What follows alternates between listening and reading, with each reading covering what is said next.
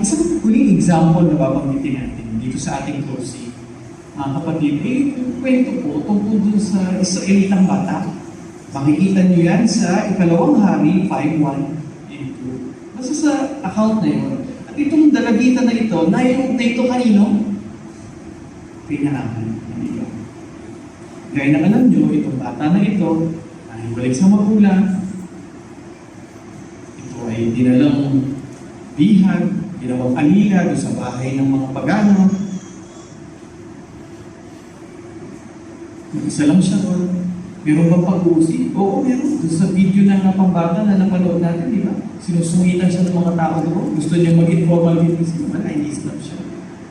So inilalarawan natin yung sitwasyon kagaya ng sa atin. Pero pag tinignan natin ang Ikalawang Hari 5:3, basahin natin. Ikalawang Hari 5:3. Ipinagmalaki pa rin ng bata ang Diyos na Yehova. At ganito ang sinabi niya, kung makakapunta lang ang Panginoon ko, si Naaman, sa propetang nasa Samaria, pagagalingin ng propeta ang kita niya. Hanggang nagpatutuo ng bata. Ngayon, yung bata ba ay nandidiri lang sa ketong? Israelita to. At alam ng bata na sa Levitico, may ilang mga kabanata doon tungkol sa batas.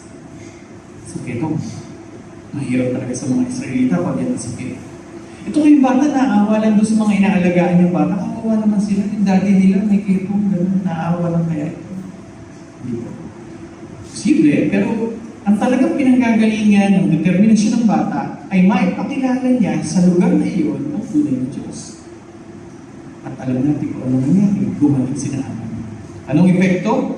Ikalawang Hari 5:15. Ikalawang Hari 5:15. Anong sabi ni Naaman? Nasa bandang gitna, alam ko na ngayon na walang Diyos saan man sa lupa maliban sa Israel. Walang ibang Diyos, kundi si Yehova. Ipinagmalaki ng bata si Yehova, ipinagmalaki rin ni Naaman ang Diyos ni Yehova. Sino kaya ang magmamalaki pa o magiging proud pa kay Yehova dahil sa pagiging proud niyo sa ating Diyos na si Yehova? Mga kapatid, yan din ang pwedeng maging resulta ng pagiging tapat nating saksi ni Yehova patuloy sa susunod na mga araw.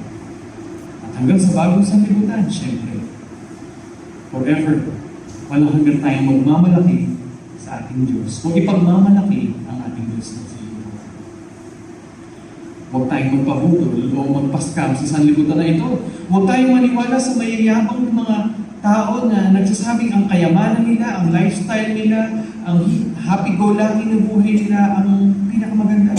Huwag tayo magpapa-influensya sa mga balutot na pangatwiran ng mga tao ngayon na maling-mali itinatamang pilit. Huwag tayo ang hina o mag-alinlangan sa proteksyon na ibibigay mo. At para magawa ito, tandaan natin ang huli nating teksto. Unang Korinto 1:31, mga kapatid. So yung tingnan natin, 1 Corinthians 1:31. Para matupad ang nasusulat, para matupad ito sa ating lahat sa Pampanga Circuit number 4. Siya na nagmamalaki, ipagmalaki niya si Yehova. Sagutin natin ang huli nating tanong. Ano ang tanong natin? Paano natin ipagmamalaki si Yehova? Awit 34:1 and 2. Unang Korinto 1:31.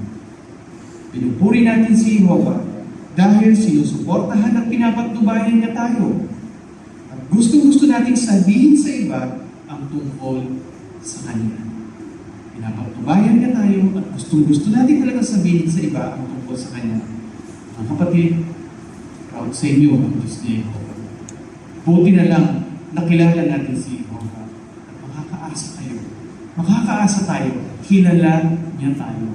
Proud siya sa atin dahil talagang ipinagmamalaki natin si Yehova at ang kanyang